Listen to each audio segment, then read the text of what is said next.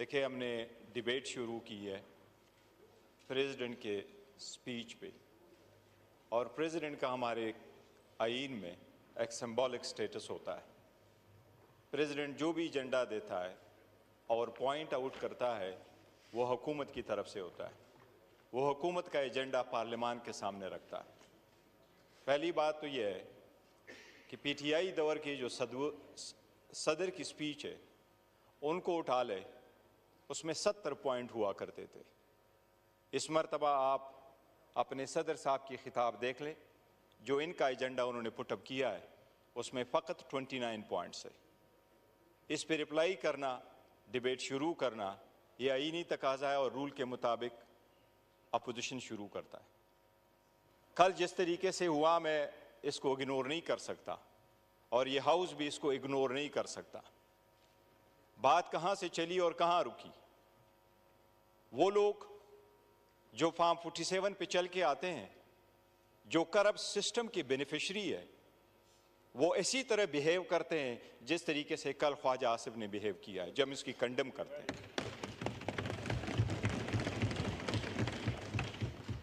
Madam chairperson, ये लाजिम है कि हम इनको एक चीज़ ज़रूर बताएं कि पार्लियामान जब इस वक्त है तो मैडम स्पीकर आपसे हम मुतालबा करते हैं। ये मुतालबा हमारा चेयर से है, स्पीकर से है। इंडिया हमारा अपोनेंट ज़रूर सही, दुश्मन सही, लेकिन उनका 17वां लोकसभा चल रहा है। इन्होंने 17वें लोकसभा में 90 मेंबरान को एक्सपेल कर दिया फ्रॉम द हाउस, सस्पेंड कर दिया। आप कभी कंप्रोमाइज नहीं कर सकते इस हाउस के तकद्दुस पे और जो इनके मेंबरान है उसके तकद्दुस पे। उसने कल जो कुछ चेयर को कहा, चेयर उसको माफ करे, लेकिन उसने हमारे एक मुअज़्ज़ज़ रुकन के बारे में जो अल्फाज कहे हैं, हम सिर्फ मुजम्मत नहीं करते, हम चेयर से मुतालिबा करते हैं आप उसको एक्सपेल फ्रॉम द हाउस करो फॉर द रिमेनिंग सेशन। वो अल्फाज दोहराई वाले नहीं है, रिकॉर्ड का हिस्सा है, रिकॉर्ड का हिस्सा है, मौजूद है।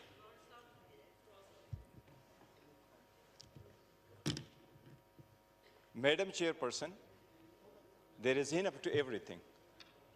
उसको फकत इतना कहा गया कि ये अल्लाह के 99 नाम है, इसके नीचे आप खड़े हैं, ये अल्लाह के 99 नाम के नीचे फकत इतना कहो कि आप जीत चुके, हम आपको मानते। आप खुद हारे, चिच हारे, खुद हारे, आप हारे, आप हारे, आप हारे। आप अपनी स्पीच में बात कीजिएगा। वफादार ना बनो, बंद करो। नहीं, प्लीज, आप प्लीज बैठ जाए, पीछे जो है आप बैठ जाए, आप भी बैठ जाए प्लीज, आप भी बैठ जाए, आप भी बैठ जाए। बैरिस्टर साहब, देखिए हाउस का एक तरीका होता है, ऑटोमेटिकली जो अल्फाज जो गैर पार्लिमानी होते हैं उन्हें एक्सपंज कर दिया जाता है और वो एक्सपंज बिल्कुल हो जाते हैं। और मैं आपको ये बताना चाह रही हूँ कि प्लीज आप भी नहीं बोले, आप भी नहीं बोले, एक दूसरे को बर्दाश्त करें। मैडम जस्ट अ सेकंड, हमने आपसे रिक्वेस्ट नहीं की कि उनके अल्फाज को स्पंज कर दे, वो स्पंज ही होंगे और आपने करने ही करने, लेकिन स्पंज के अल्फाज से वो ज़ायल नहीं हो जाते उसका असर। जब आप एक चेयर पे बैठे हों तो आपकी प्राइवेट लाइफ भी पब्लिक लाइफ है, और आपका एक एक लफ्ज़ आवाम सुनते हैं और देखते हैं, उसका एक इम्पैक्ट होता है। इसलिए सोच समझ करके हर लफ्ज़ इस्तेमाल करना चाहिए, और अगर आपने उनमें से एक को भी एक्सपेल कर दिया तो कोई और आकर के वो ऐसे लफ्ज़ नहीं इस्तेमाल करेगा।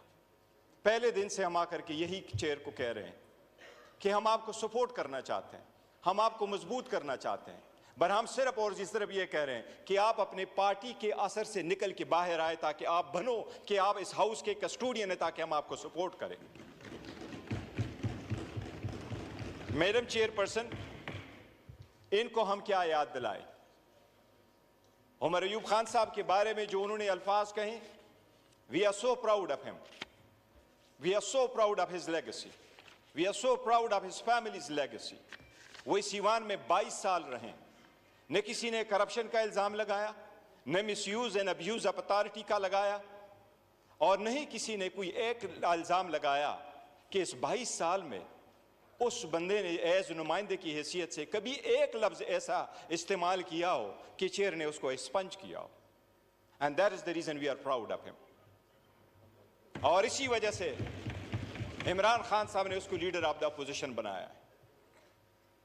जनाब स्पीकर, मैं ज़रूर कहूँगा कि हम पाकिस्तान के लिए कोशिश कर रहे हैं। जितने स्ट्रगल पाकिस्तान तहरीक इंसाफ के इन नुमाइंदगान ने की, आपको हिस्ट्री में मिसाल नहीं मिलेगी। किस तरीके से ये चल के आए हैं। क्या ये 18 महीने की हुकूमत इनको याद नहीं है? क्या हमारे औरतें जो पकड़ी जा रही थी इनको याद नहीं है? क्या वुमेन एम्पावरमेंट की बात कर रहे हो, आज उस बहनों की बात कर रहे हो जो जेलों में पड़ी हैं? क्या बुशरा बीबी का किसी भी दूर दूर तक तो शखाना के साथ कोई ताल्लुक है जो 15 साल की आप सजा देते हैं? आप अगर किसी के साथ आप अगर किसी केस पे उसको जाके सजा देते हैं, बाकी औरतें हमारी यहाँ बैठी हैं। अच्छा, ये प्लीज आप अपनी स्पीच में रिप्लाई कर दीजिएगा, फिर दोबारा हाउस मैडम खराब हो जाएगा। मैडम, उसका atmosphere. Have order in your house, always enforce your order. जी प्लीज आप अपनी स्पीच में जवाब दीजिएगा, जिसको भी दरमियान में कोई सेंटेंस आ रहा है, कोई रिमार्क्स आ रहे हैं, कुछ आ रहा है, यही होता है सर। इधर भी मैं यही कहूँगी, और खास तौर पे जो आपके मैडम चेयरपर्सन, इंडिया की मिसाल देता हूँ। 1500 कवानीन में उन्होंने तब्दीली करी इस लोकसभा में। 17, हमारा 15वां 16वां चल रहा है, उनका 17 पूरा होगा, 18वां आ रहा है। 1352 दिन उन्होंने पार्लियामान चलवाया, 1352 दिन।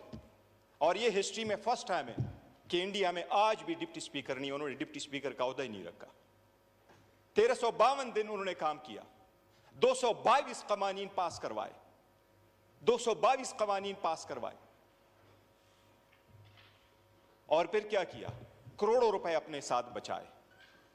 क्योंकि इतना तो आपको असर होगा, दुश्मन भी सही, लेकिन वो डेमोक्रेसी से होकर के थ्रू चल के आके करते हैं। अगर आप अवाम की नुमाइंदा हो तो फिर अब आप अवाम का सोचते हैं। हमारे पास यही सोच है, हम उनको रिमाइंडर नहीं करना चाहते हैं। But Khawaja got to realise, take it easy. आपकी दास्तान कोई ऐसी नहीं है। डॉन लीक्स वाले आप थे, सुप्रीम कोर्ट पे हमला करने वाले आप थे, पनामा में नाम आने वाले आप थे, पनामा में नाम आने वाले आप थे, पनामा में नाम आने वाले आप थे, डॉन लीक्स वाले आप थे। आप लोग प्लीज खामोश हो जाएं, फिर मैं उन्हें खामोश नहीं कर सकूंगी। स्पीच कर रहे हैं गौहर साहब, उन्हें करने दें। मैडम चेयरपर्सन, डॉन लीक्स वाले ये थे, पनामा वाला ये थे, आपके लीडर के खिलाफ जिसको अभी सदर बनाया मेमो गेट वाले ये थे, खुद वकीलों वाला यूनिफॉर्म पहन करके केस रगू करने वाला नवाज शरीफ था। और ये लोग तो अकलियत ही है, ये उसको कौन मानेगा? इनकी हुकूमत है, आज भी इनके पास अक्सरियत नहीं है, नवाज शरीफ के पास है। आप उस चेयर पे अपनी पार्टी रिप्रेजेंट करती हैं, ये वाले लोग हमारे साथ भी बैठ सकते हैं। ये ऐसा हाइब्रिड सिस्टम बनाया, ना हुकूमत ना अपोजिशन, लेकिन फिर भी एक हकीकत है, शहबाज शरीफ आज भी विदाउट मेजॉरिटी है हिस्ट्री में ऐसी हुकूमत बन रही है और बन चुकी है जिसको आवाम कभी नहीं मानती कि ये हुकूमत है, ये फेक है, जाली है। और यही रीजन है नवाज शरीफ ने उससे इस्तीफा भी ले लिया सदारत का। और यही रीजन है कि नवाज शरीफ, यही रीजन है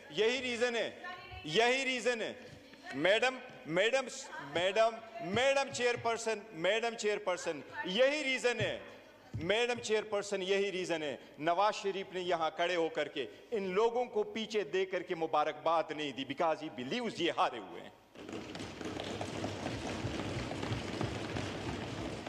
इस सब कुछ के बावजूद हम आए और हमने ये सोचा कि हमने चलना है आगे, हमने आगे बढ़ना है, इस मुल्क की खातिर बढ़ना है, आवाम के लिए बढ़ना है, जमहूरियत के लिए बढ़ना है। ये जो 3 नाम आपने इस लोगों पे लगे हुए इस असम्बली के, जमहूरियत, हाकिमियत, मसावात, इसके लिए पीटीआई आगे बढ़ रही है। वरना ये ख्वाजा आसिफ है, ये तो इकामा वाला है, कल दुबई में जाके काम करेगा, हमारे लोग क्या करेंगे? पाकिस्तान की आवाम की खातिर लड़े। हमने इकामे वालों को कहा जब इकामे वालों के उनके औकात दिखाते हैं फिर ये ज़ातियात पे आ जाते हैं। हम आपके साथ वो पॉइंट उठाना चाह रहे थे 29, आप अपना स्पीच उठा ले, 29 पॉइंट भी जिक्र करना चाह रहे थे, लेकिन अगर हम आना चाहते हैं, हम पार्टिसिपेट करना चाहते हैं, तो क्या इनको ये बताना लाजिम नहीं हमारा कि free and fair transparent election कैसे होते हैं? क्या फ्री फेयर ट्रांसपेरेंट इलेक्शन के लिए ये प्रोसेस था जो इलेक्शन कमीशन ने बनाया? आपने 175 पॉलिटिकल पार्टी में से निशान सिर्फ और सिर्फ पाकिस्तान तहरीक इंसाफ से लेना था। पाकिस्तान तहरीक इंसाफ जैसे इलेक्शन इंट्रा पार्टी कभी किसी ने दुनिया में नहीं कराए, इस मुल्क में नहीं कराए, किसी पॉलिटिकल पार्टी ने नहीं कराए। इन सब ने एक एक कमरों में बैठ करके जाके इलेक्शन करवाए। मैडम चेयरपर्सन, पाकिस्तान की खातिर हमने आगे बढ़ने की कोशिश की, क्या वो मकामे वाले नहीं हैं, मुल्क की खातिर आगे बढ़ने की कोशिश की, ये सारा कुछ बुला की कोशिश की।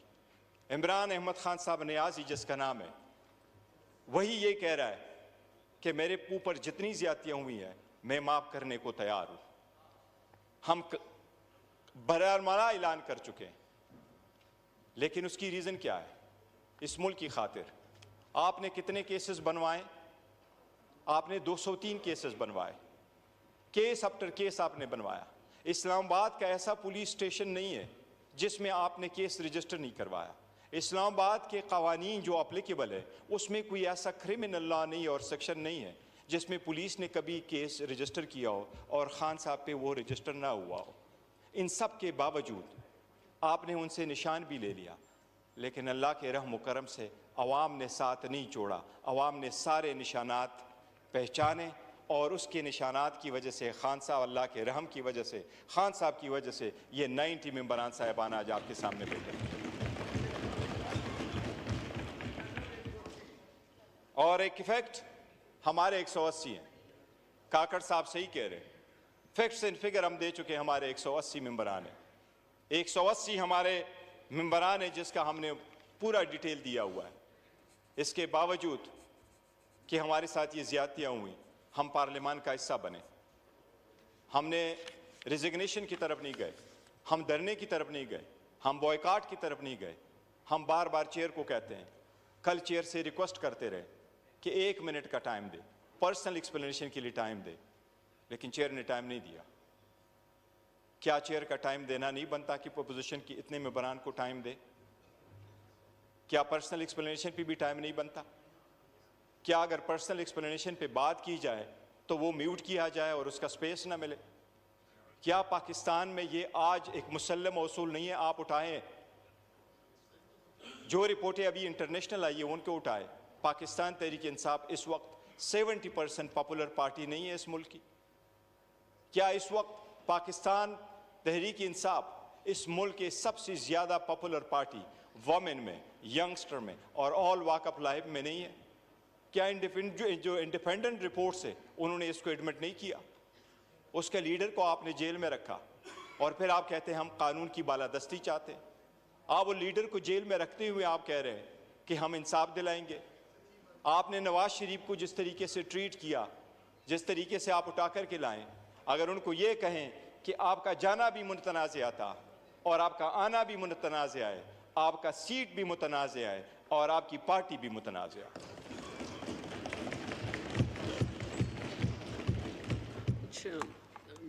तो आप वाइंड अप कर लें, 15 मिनट्स पूरे हुए हैं। कितने मिनट्स हो गए? 15 मिनट्स। आप 156 पे स्टार्ट लिया था। मैं कुछ मजीद गुफ्तगू करना चाह रहा था, अगर आप ज़्यादा टाइम देती है तो फिर करता हूं। मैं चाह रही थी कि थोड़ा ख्याल कर लें फिर आप कर लें, क्योंकि जो बातें हो रही हैं वो तो रोज़ ही होंगी ना स्पीच पे। मैं ये जिक्र ज़रूर करूँगा जनाबी स्पीकर, मैडम चेयरपर्सन, हम चाहते हैं पाकिस्तान हो जिसमें लिबर्टी और जस्टिस फॉर ऑल हो, जिसमें रूल ऑफ लॉ हो, जिसमें जमहूरियत हो, जिसमें आज़ाद अदलिया हो, जहाँ जजेस के घरों में कैमरे न लगे, जहाँ जजेस के अजीज़ों को ज़द-ओ-कोब न किया जाए। अदलिया इंडिपेंडेंट होगी, मजबूत होगी तो हमें 45 साल इंसाफ के लिए इंतज़ार नहीं करना पड़ेगा, हमें बर वक्त इंसाफ मिलेगा। यहाँ हम बैठे हुए हैं, और हम आवाम का वोट अगर लेकर के यहाँ बैठे हैं तो हमने ज़ाती मुफादात से बालातर होकर करना है। इसलिए हम रेडी हैं कि कौम और अवाम की खातिर और मुल्क की खातिर हम आगे बढ़ना चाहते हैं। और हमने जो आवाज़ उठाई है वो इस मुल्क की जमहूरियत को मजबूत करने के लिए किया है। अदरवाइज़ जो सख्तियाँ हमारे साथ होनी थी वो हो चुकी हैं और पाकिस्तान की अवाम अच्छी तरह जान चुकी है कि असल जमहूरी लोग कौन है। Thank you madam speaker.